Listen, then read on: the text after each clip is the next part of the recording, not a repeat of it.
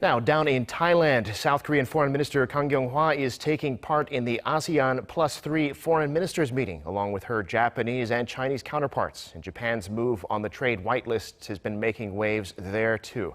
Our foreign affairs correspondent Lee Ji-won is in Bangkok, and she joins us now. Ji-won, what's the latest? Devin, at this morning's ASEAN Plus 3 meeting, we hear that a number of countries showed their support for South Korea and for free trade in the region regarding Japan's unfair trade restrictions on Seoul.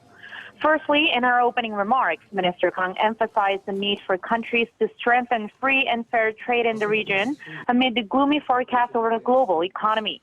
She then turned everyone's attention to Japan's new trade restrictions this morning. Take a listen. I am compelled to draw your attention to the decision made by Japan just this morning to remove my country from its list of trading partners that receive comprehensive export preferential treatment, and this in a very unilateral and arbitrary manner. We are gravely concerned by this decision, to say the least, this coming in particular in the footsteps of an earlier decision that restricts some key export items to Korea. She added that countries should not be deterred in their collective effort to expand free, fair, and non-discriminatory trade in the region. However, Japan's Foreign Minister Taro Kono described Kang's complaint as groundless. In this regard, I don't know what is the source of complaint by Foreign Minister Kang. Maintaining effective export control over sensitive goods and technologies from a security perspective is Japan's responsibility as a member of the international community. Japan's necessary and legitimate review of its export control is fully compatible with the free trade regime, including the WTO agreement and the relevant rules. You all know that. That's why we have not got any complaints from ASEAN countries. But in fact, that didn't seem to be the case.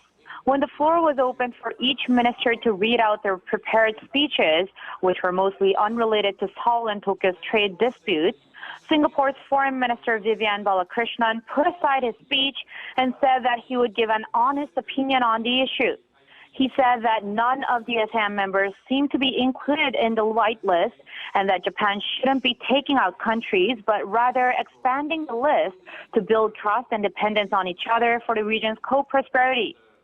Soon after, Chinese Foreign Minister Wang Yi backed this up, saying that the East Asian countries are one family and that he regrets these issues occurred. Wang Yi then said such issues need to be resolved with trust and goodwill. Now, feeling isolated, Kono replied to these remarks, saying that Japan's 3 ongoing issues with South Korea are not relevant to one another, namely Seoul's import ban on Japan's fisheries exports from the polluted Fukushima region, and the 1965 diplomatic agreement and the trade restrictions. However, Minister Kang corrected this, saying that South Korean Supreme Court's ruling that Japanese firms compensate Koreans for their forced labor during Japan's colonial rule triggered all this, and that Seoul is simply abiding by the court's ruling. All right, Ji-won, thank you for the very comprehensive overview of today's meeting. Now, it's unusual for two foreign ministers to confront each other so directly at a multilateral meeting like ASEAN. We understand, though, that Kang and Kono are going to be meeting again later today. Yes, Devin, Minister Kang will be having a trilateral meeting with Minister Kono along with U.S. Secretary of State Mike Pompeo right after Kang and Pompeo have their bilateral talks. Now, Pompeo said that he will mediate between the two countries and help them find a path forward when he was en route to Bangkok a few days ago. But with the war of words between Seoul and Tokyo getting fiercer, it remains to be seen if the topic will even be discussed at the meeting. Now, Minister Kang also has the ASEAN Regional Forum coming up, where we're expecting to see North Korea's ambassador to Thailand, Kim Jae-bong, as well.